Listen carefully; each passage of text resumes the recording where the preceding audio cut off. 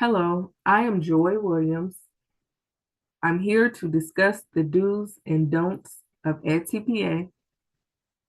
I completed this process March 2025 when I submitted my edTPA portfolio.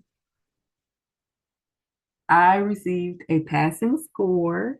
Yay, me. So I am just here to give you some pointers that will be extremely beneficial throughout your edTPA process. And you are not alone if the term edTPA instantly makes you feel anxious, perplexed, or even afraid. edTPA, as you know, is a high stakes assessment containing academic terminology, rubrics, and extremely specific goals that may or may not be intimidating for you as a teacher candidate. edTPA involves showcasing your capacity to think critically, prepare ahead, and reflect on the learning of your student.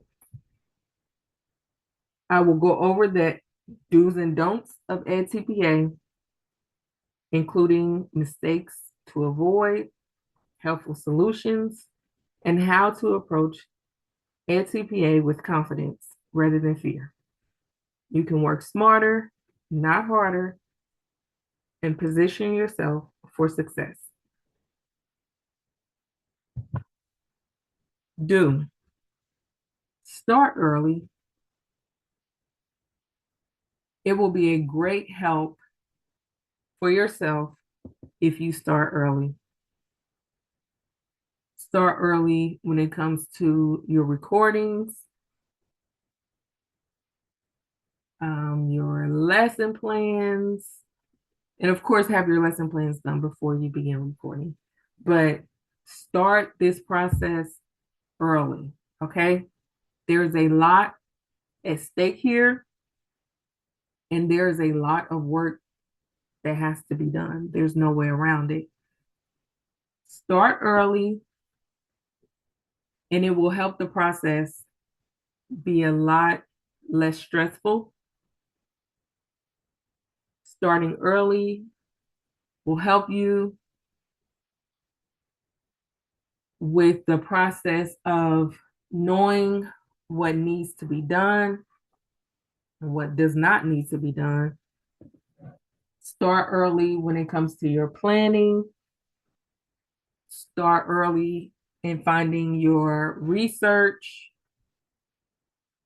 because you will need research in theory as a part of this portfolio. Start the process ASAP. Start early. Read the handbook before you begin.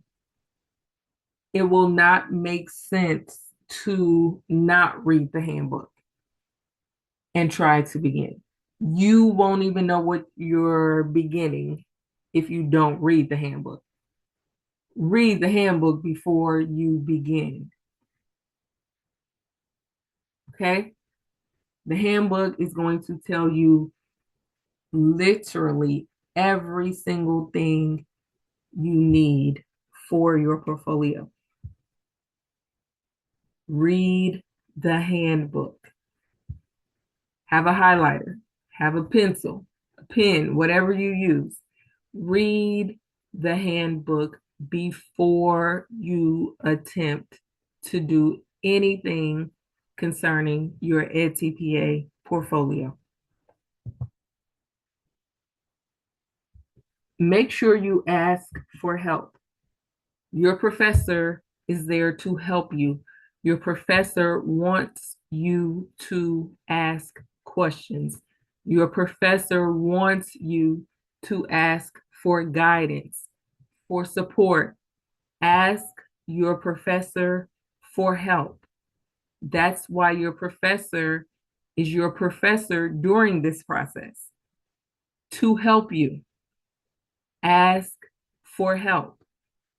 There are some things your professor will not be able to help you with, but your professor will guide you in the right direction. You cannot receive the guidance if you don't ask. Ask your professor for help, and you will receive help. Okay? Accept the feedback that your professor gives you. Take it all. Your professor knows what he or she is doing, talking about. Accept what they have to give you. You are going to ask for help, ask any questions, and then accept what your professor has to offer you. Accept any feedback that your professor gives you. Listen to your professor and accept what your professor is offering you. Okay? Read the handbook. Please read the handbook. Read the handbook before you begin. And now you're reading the handbook after you begin. The handbook is not, how you give your student a worksheet, you give the instructions, and then, okay, go ahead. No, you will need to read the handbook throughout the process. There is a lot of information in the handbook. Your rubrics are there. You need to know these things. You have to refer to your handbook throughout the process. You have to read the handbook before, read the handbook during the process of completing edTPA. Stick to the due dates. Your professor will give you due dates. You should have this done by this date. You should have this done. They are extremely helpful. There's a ton of work to be done for edTPA. The due dates are extremely helpful. There is a lot of work to be done. Stick to the due dates as close as possible. Please. It will help you tremendously. The due dates that your professor gives you for your sections, your rubrics, read those rubrics and stick to the due dates that your professor gives you. Choose a focused learner with an IEP. And you may say, Joy, duh, it's special education. I'm telling you this for a reason. The requirement is an IEP. Okay?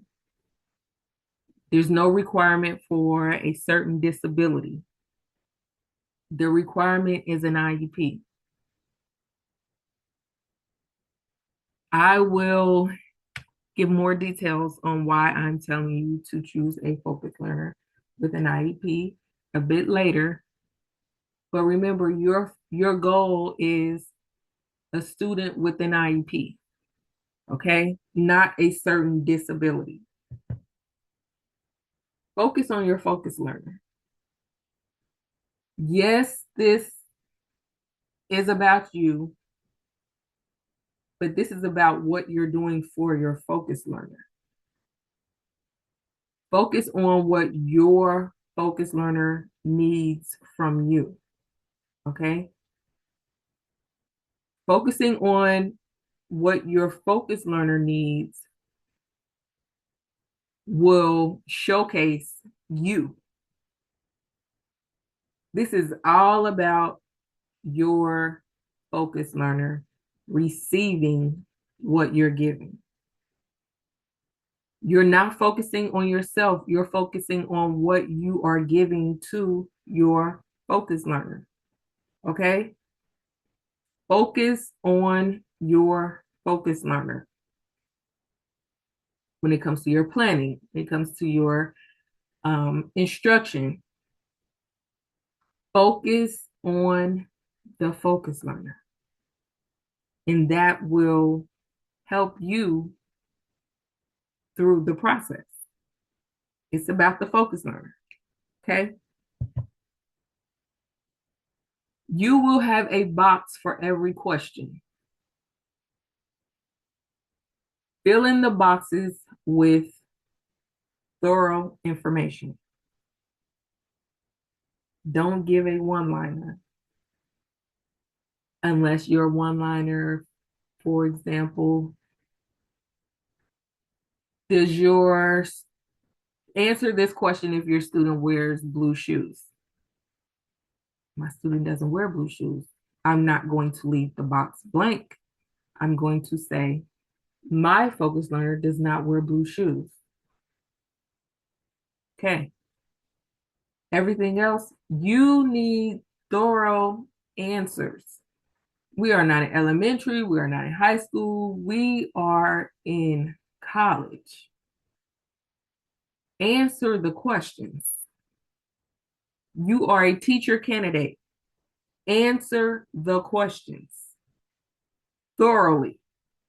Read the question and provide an answer that makes sense. Okay?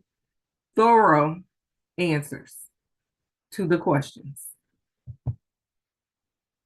Use research and theory. Don't just find research and theory and have it in your notebook.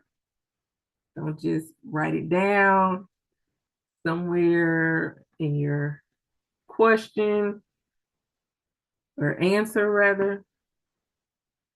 Use the research and theory. Justify your use in your planning, in your instruction, in your assessment decisions, and move the student to achieving the goal.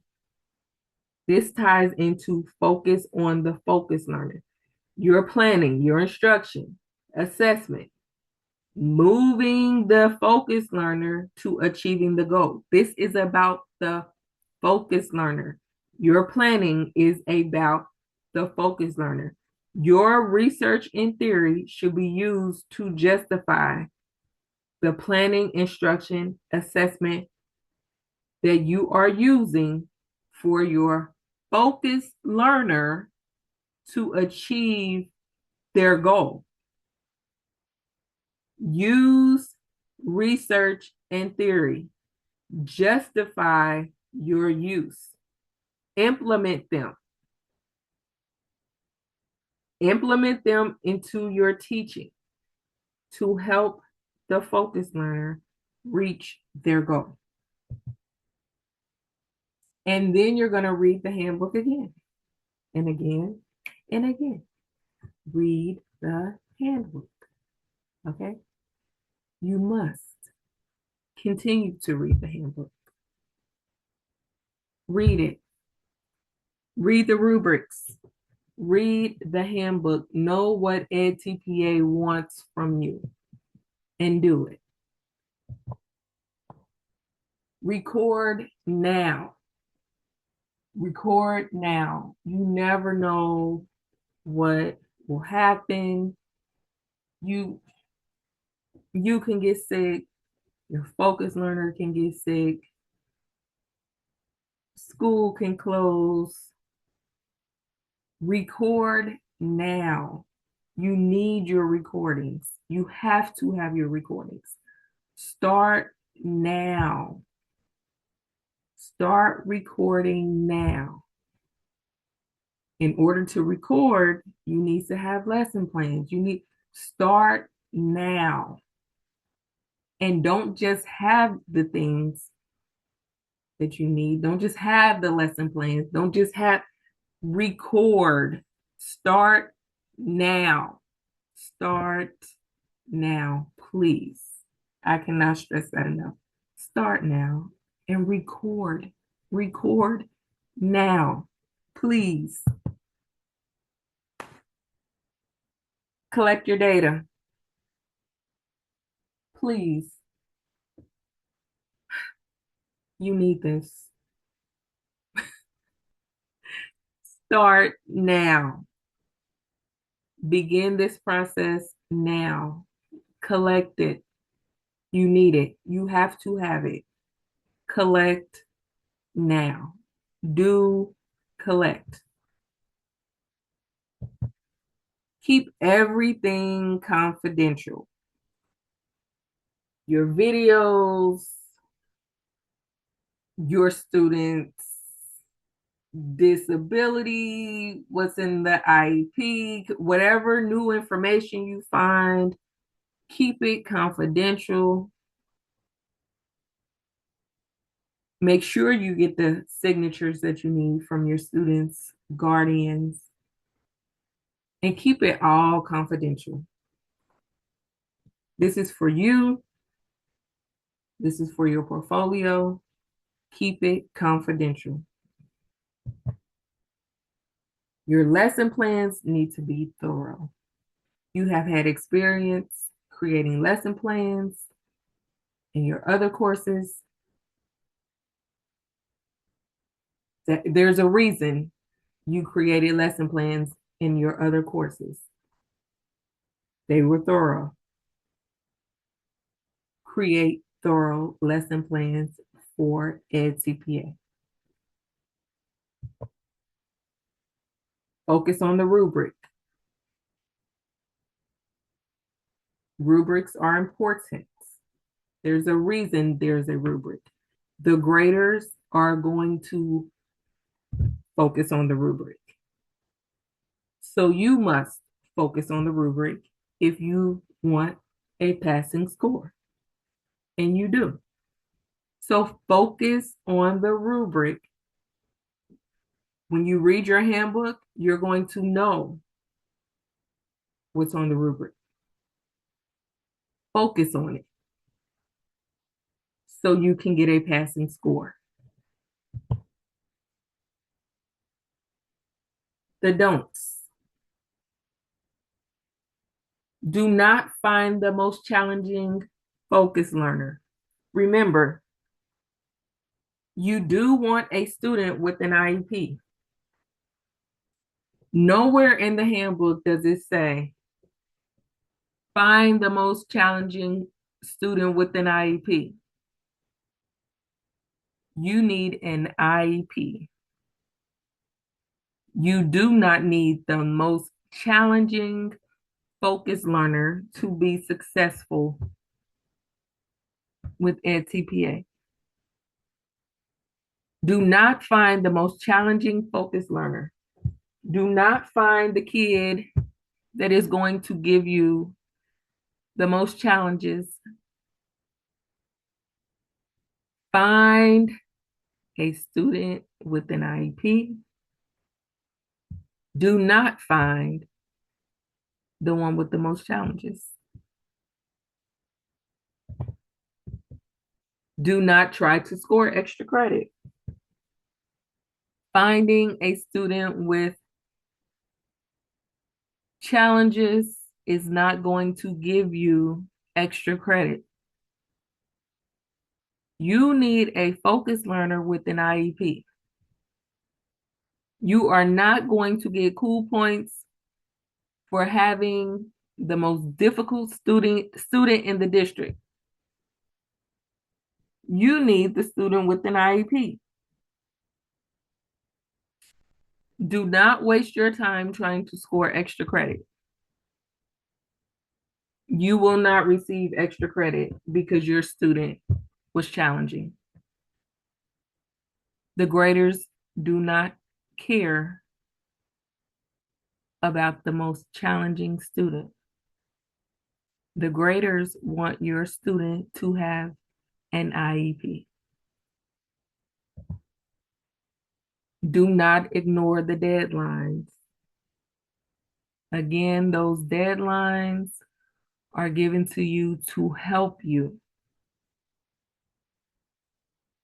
to make things less stressful, to help you not wait to the last minute to get things done. Do not ignore the deadline that your professor gives you to help guide you through the edTPA process. Do not go over the page maximum. Going over the page maximum, you are going to end up putting information on a page that can be everything that the graders are looking for. But because you went over the page maximum and that's where the information is, the graders will not know because they are not going to read beyond the page maximum. You are not going to get extra credit for going over the page maximum. You are not going to get the score you need because you went over the page maximum. Do not go over the page maximum. You have enough space with the pages that they allow. Do not go over the page maximum.